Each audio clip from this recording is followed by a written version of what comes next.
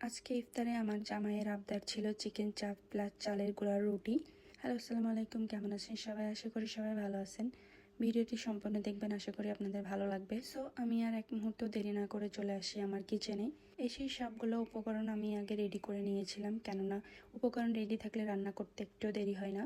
আর আজকে আইটেমও অনেক বেশি ছিল, ভাজা পোড়া সহ সব কিছু মিলিয়ে আসলে অনেক সময়ের দরকার ছিল আমার। সো এই যে আমি এক চুলাতে তেল গরম করতে দিয়ে দিয়েছি, আর এদিকে কাইটা মাখিয়ে নিচ্ছি। অ্যান্ড আমার কাই মাখানো শেষ, আর ছোট ছোট বল করে নিয়েছি।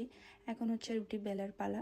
একদিকে আমি রুটি বেলতেছিলাম নিচে বসে, আর অন্যদিকে পেঁয়াজুটাও ভাজতে দিয়ে দিয়েছিলাম চুলোতে। একটা একটা করে করতে গেলে আসলে সময়ে কভার দিতে পারবো না, যার কারণে আমি সব কিছু মিলিয়েই কাজ করতেছিলাম।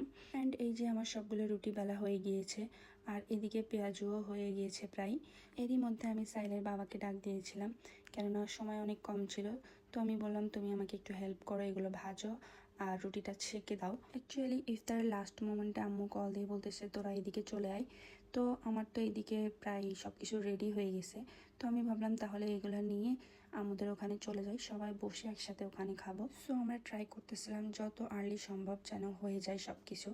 তো এদিকে আমার জামাই আমাকে হেল্প করতেছে আর বলতেছে সবাই আমাকে চরুকা গোলাম বলবে। সো আমি তাদের উদ্দেশ্যে বলবো, যারা মনে করেন যে বউকে হেল্প করলে জামাইকে চরুকা গোলাম বলে, এটা একদমই রং ইনফরমেশন।